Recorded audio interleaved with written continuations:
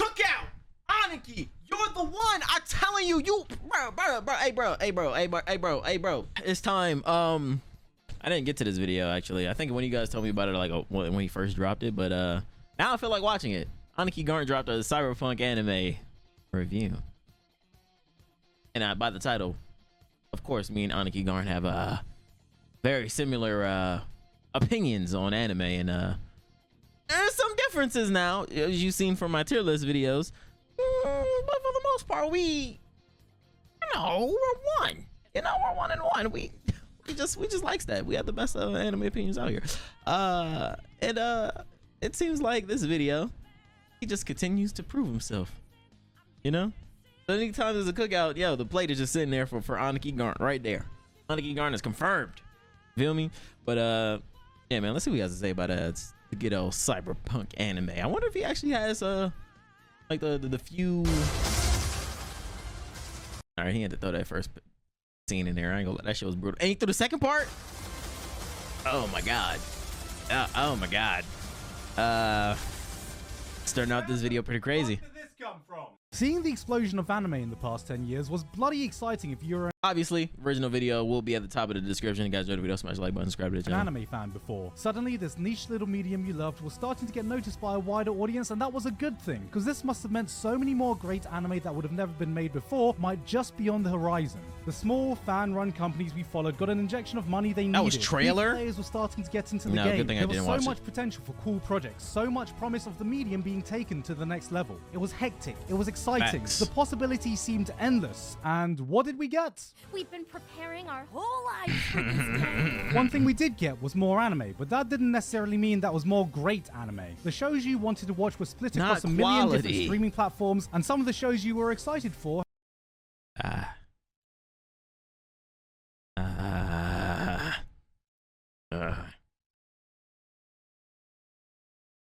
God damn it. had all their possible hype killed when the wrong platform picked it up. This wasn't on the fine print of the expectations we had, but every so often there comes along a project that makes me remember, alright, maybe anime getting worldwide Gigguk, throw the titties in it. I mean, don't throw the titties. Throw the titties. recognition wasn't such a bad thing after all. Cyberpunk Edgerunners might be one of the most exciting collaborative projects I've seen in years. Coming from Studio Trigger and CD's Nuts Project Red, this was Facts. the type of project we were waiting Spittin'. for. Following their very successful launch of Cyberpunk 2077, Extremely successful. With 70 hours into the game in the first week. CD 60 Projekt hours. Red obviously saw potential for more stories to take place in the world they had crafted, and in the process might have accidentally made one of the best things to come out all year. Continuing this unexpected but wonderful trend of animated video Arcane, bro. Still top tier. Still the crown. I'm not game gonna lie. adaptation slapping harder than an Asian parent who'd just been given a bad report card. That's right, guys. I'm a real gamer. Not because I play them, but because I watch them. 'Cause I Which is the watch perfect time them. to talk about today's sponsor, Honkai Impact 3rd. Why the Thank you to fuck did Honkai I Impact sit through 3rd this, for sponsoring actually? us today. And now, back to Cyberpunk. Cyberpunk Edgerunners is a canon side story in the Cyberpunk 2077 universe, taking place in the future, in the dark, gritty, violent dystopia nightmare called the United Future? States of America. Yeah. David is a kid just trying to survive in the city, attending a prestigious school, being supported by his mum despite her struggling income. But after getting into Yo. Stop that. a massive car accident, David comes to find his God mother has damn it. passed away because It's the meme. It's the meme. Funny.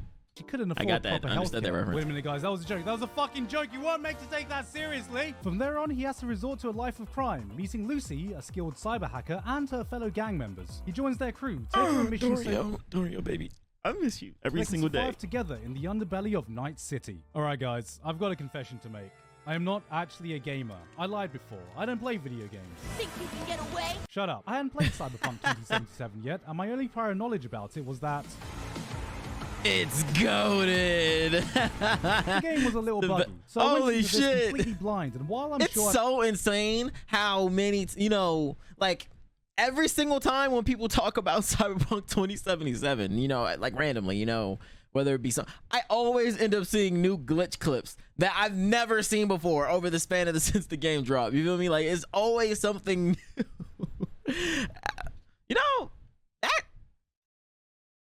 accomplishment. I'm not gonna lie, that takes skill. Your game to be fucked up so bad that there's just always something new to be shown. I missed some Easter eggs here and there, it did not ruin my enjoyment at all. The world of Night City is stunningly brought to life under Trigger's eyes. Neon lights illuminate the concrete jungle with a fluorescent color palette. You can smell the stench of like a stale character piss leaking from itself. the back alleys. Every random passerby feels like they have a story to tell. I think people forgot that beyond the glitches and God T-poses, damn CD it. Projekt Red actually crafted a truly vibrant world with so Exactly. much potential for interesting. And that's why my view on the game isn't as bad as everybody else's. My game was actually really good. I didn't have no fucking problems running it. There was no glitches. There was some glitches, but not game-breaking glitches. I ain't see no T-pose and I ain't see a bunch of other shit like that. Stories to take place. Edgerunners might not have Keanu Reeves, but it does have this guy. I do not pay you to think. I pay you to check the boxes. It's my first time hearing Gus Wait a Fring, minute. no cap. Is that my man Gus from Breaking Bad? But you can call me sus. The first thing anyone will probably notice is Studio Trigger's footprint stamped all over the show. That is as much facts. as I like Trigger, recently when I saw their name attached to a project, especially if it was being led by this man, Hiroyuki Imaishi, I was starting to think I was watching a one-trick pony. I remember the first time I saw Gurren Lagann, I was blown away by the sheer absurd over-the-top hype contained in it. Then I saw So Kill la hype. Kill, and I was slightly less blown away by the sheer absurd over-the-top hype contained in it. Really? Well, I guess my order of watching the Trigger anime is, you know, a little different. I watched actually Gurren Lagann is the last Trigger anime I think I watched. Then I saw Promare, and I was puffed away by the sheer absurd over-the-top hype contained in it. And then I saw they were doing an episode of Star Wars Vision, and I was like, is there going to be some sheer absurd That over-the-top shit was hype lit contained in it? though. There it is. Now, did Edgerunners have some sheer absurd over-the-top hype contained in Oh it? yes.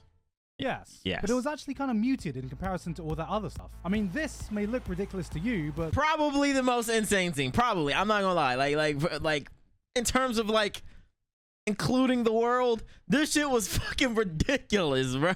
this is just a standard driving experience in India. There are still flashes of that classic balls to the wall Trigger hype, but I feel like they had to restrain themselves a bit more than usual due Oh, to them this being hands a was canon for story in a everybody. pre-existing universe. But because of this, they needed to find more creative ways to up the ante aside from going into space. Going into space. Going into space. Or my personal favorite, going into space. Oh, that one was my favorite though. I don't know if y'all peeped that. Going into space. Going in. This is some good going into space right here. Yeah. Like 8 out of 10 kind of going into space. You feel me?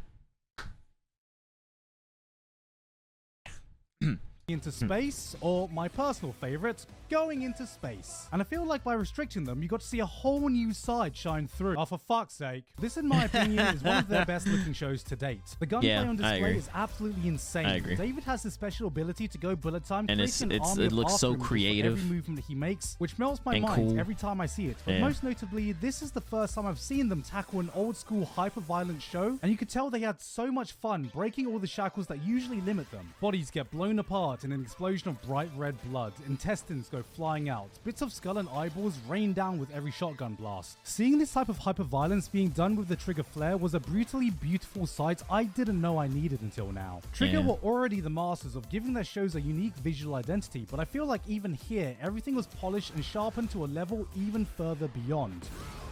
I remember the first time I booted up Persona 5. I was enamored. still by haven't just played how it much yet. work must have been put into its aesthetics. The striking color palettes, the battle animations, the The text fuck? messages, even the individual menus, everything. It's down to the insane that this is actually my first time seeing like a good amount of. I didn't know this. I've seen a little bit, but this is a good amount of goddamn Persona 5 shit. This is my first time seeing it for real. All the Like, details seem to be meticulously crafted to fit this visual style. It was just so fucking cool, and this is the exact am I tripping? Was that from the game too? Oh wow.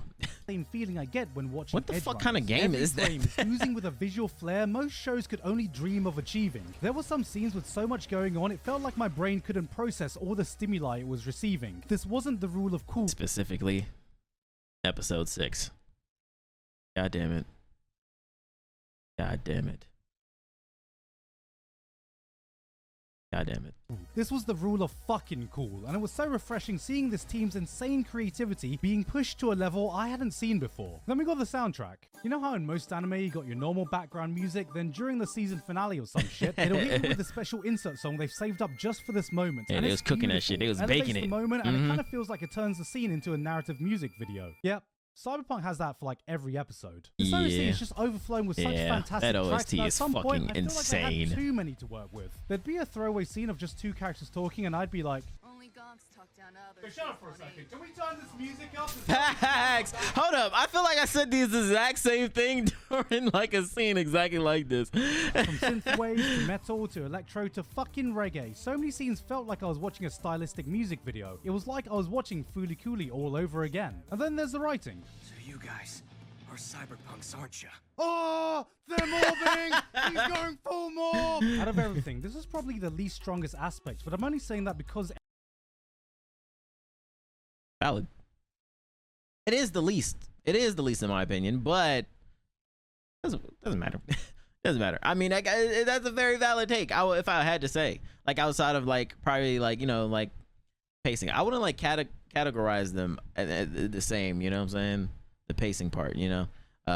Everything else was absolutely stellar. Sure, there were some awkward pieces of dialogue here and there. I'm built different. Bro, I'm a different breed of what I But Different honestly, breed everything was indeed. solid and did what it needed to do. I've seen people Titties. complain You ain't gonna saying mention that the there titties.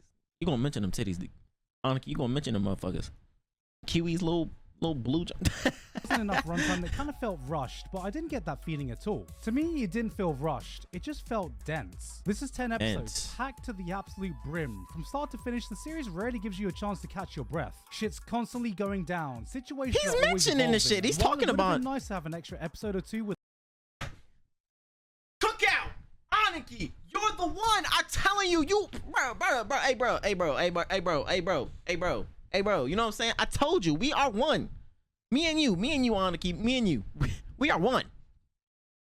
with a bit of downtime here and there. Never once did it feel like a major story beat wasn't earned. And yet, even through everything, they still found time to make a standout episode. Episode 6 might be one of the best episodes of anime I've seen in years. From the opening second, something feels off. The air feels heavy. You find yourself being on edge. Everything is draped in an air of unease and you can't put your finger on exactly why, like you're standing in the eye of an unseen storm. And what follows is a 20-minute psychedelic trip down into insanity that simply left me speechless by the end. It was an absolute masterclass of direction and cinema, and it's episodes like this that reminds me why the medium of animation is so fucking incredible. Pain. You gonna show me that scene again, bro? Pain, bro. With a Stop short it. Stop episode it. count, it didn't affect how invested I was in everything. It's been a while since I've seen an ensemble that left such a big impression on me so quickly. Everyone feels memorable without feeling like they're just a walking trope. From looks to personality to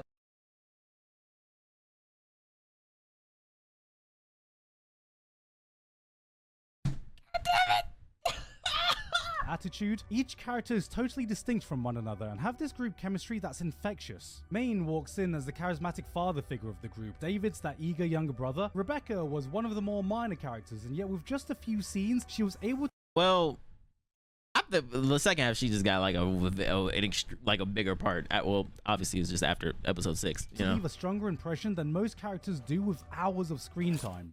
Oh, David, my man, what's going on? It's series like this that shows you don't need hours of backstory to get attached or like a character. Everyone felt like they were a part of this dysfunctional family and there would be a gaping hole without them there. She's so beautiful. And you get just as emotional when some of the major events happen. Watching this reminded me of the feeling I got when watching Cowboy Bebop. I didn't need Spike, Faye, or Jet's backstory to get attached to this crew. I already was way before their respective episodes, because it was just a pleasure to spend time with all of them. You never wanted their journey to end, but you knew it had to eventually. And when it does, you're left with this bittersweet feeling of emptiness, knowing that you had to say goodbye to your time with them. You're the guy who jumps into the fire to rescue someone. Anyone.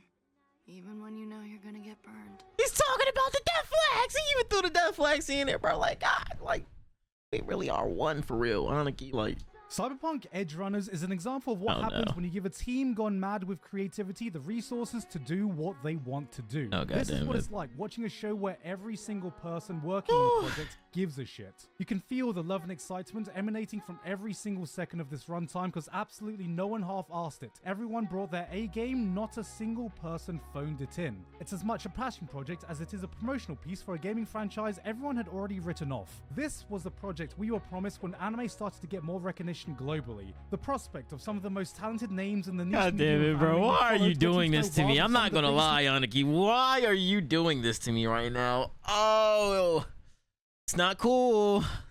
Not cool at all. Stop that. Names and franchises from a totally different medium was meant to give us more shows like this. And I hope that this isn't just the exception, but the standard for future collaborative anime projects to come. Bravo, guys. God damn it! No! God damn it! No! Stop! You're killing me! Not a single T-pose. 0 out of 10 worst adaptation of all time.